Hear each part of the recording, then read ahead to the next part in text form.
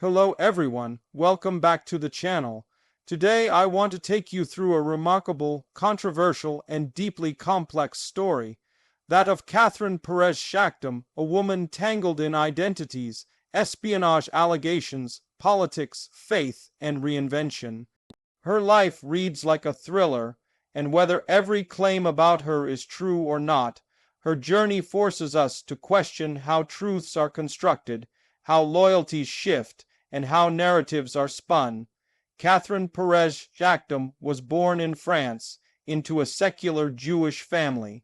Her maternal grandfather fought the Nazis during World War II, while her paternal grandfather survived the Holocaust.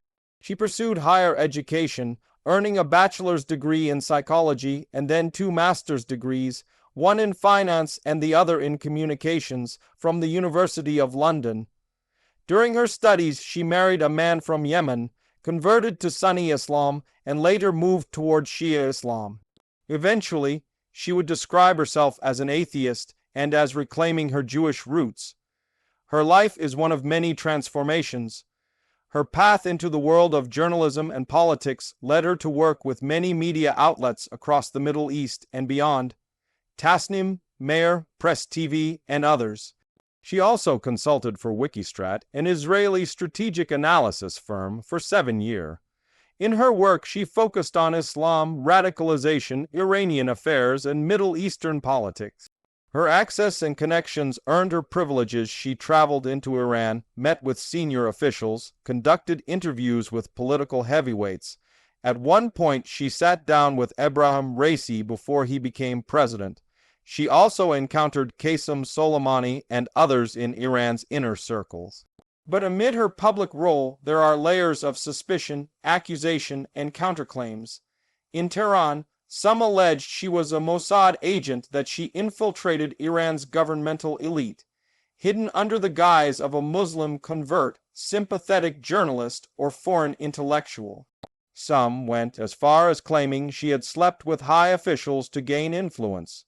But the Iranian state, at least officially, has never presented definitive proof. Indeed, Iranian security and judicial bodies have stated that they found no documents or reports indicating immoral behavior, suspicious connections, or illegal activities by Shakdam during her time in Iran.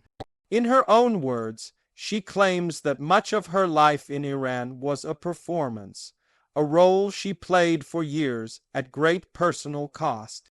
She said 10 years of hard work, 10 years of pretending and playing the game, and 10 years of almost losing myself, because you reach a point where you don't know where you begin and the lie ends. She's also asserted that she was never a formally directed spy, that everything she did was self-initiated. There's a paradox here. If she was simply a journalist or analyst, how did she gain such access? If she was a spy, why are there no solid papers or confession? How much of her identity was genuine and how much was constructed for infiltration? To understand her story, we need to look at several dimensions: identity and faith, media and narrative, power, access and infiltration, public reaction, and finally her own version of redemption or reinvention. On identity, Catherine moved from Judaism to Sunni Islam to Shia Islam, then later described herself as returning to her Jewish heritage and even atheist. These shifts raised questions: were they personal, spiritual, strategic, or performative? To many critics, her conversions were tools. To others, they were genuine transformations in her long search for meaning and belonging. In media and narrative, she worked for pro-Iranian outlets. She published in Tehran-affiliated media, sometimes defending Iranian positions, sometimes criticizing U.S. intervention. That duality fueled speculation. In one telling, her early writings criticizing U.S. intervention won her invitations into Iranian networks. Over time, she became part of that ecosystem. Her access in Iran is one of the more striking parts of the story. She was invited into elite circles, interviewed Raisi, was allowed to attend state-led conferences, and at one point was trusted enough to meet senior officials. Some Iranian officials later reacted with hostility, demanding proofs of her infiltration. For example, an MP named Mostafa Kavakibian claimed she had slept with 120 senior officials, a claim widely mocked and considered baseless. The Iranian state later even charged that MP with disturbing public opinion for speaking without evidence. When the Iranian state faced intelligence failures, particularly after a recent conflict with Israel, the Shakdam affair resurfaced. Some used her as a symbol of vulnerabilities, as a cautionary tale of infiltration. Her name reemerged in parliamentary debates, but the state also reiterated that there was no evidence of espionage or wrongdoing in her file. Catherine herself views much of the scandal as character assassination and misogyny attempts to silence a woman who spoke out. She's dismissed many of the allegations as absurd. She's said, "Not true, not possible, and completely absurd. They're trying to destroy my character." She's taken the story public, refusing to be shamed or silenced. She claims she fulfilled a self-assigned mission, not one ordered by intelligence agencies.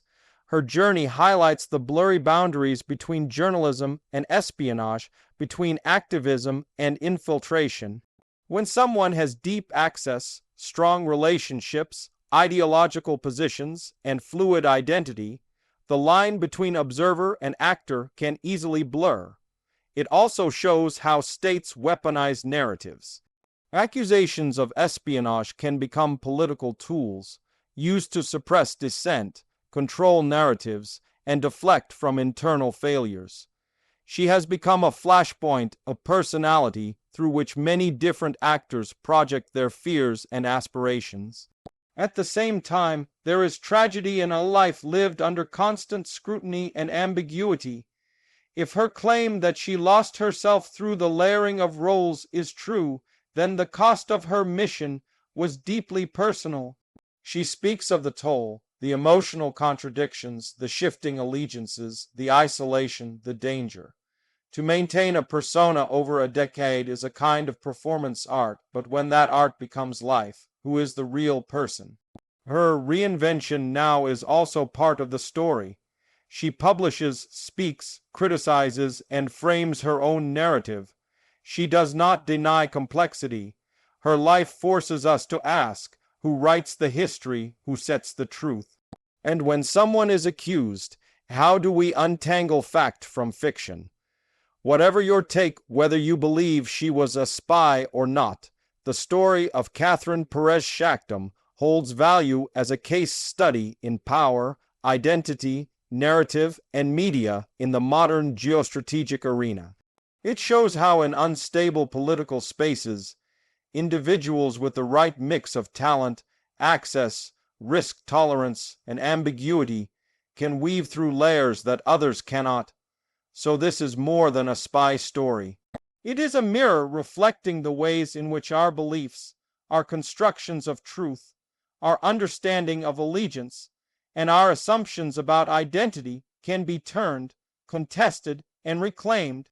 Catherine Perez-Shakdam remains a deeply polarizing, fascinating figure, one whose life challenges us to question how secure our own certainties are. Thanks for watching. Let me know what you think in the comments. Was she a spy or a storyteller? Or something in between?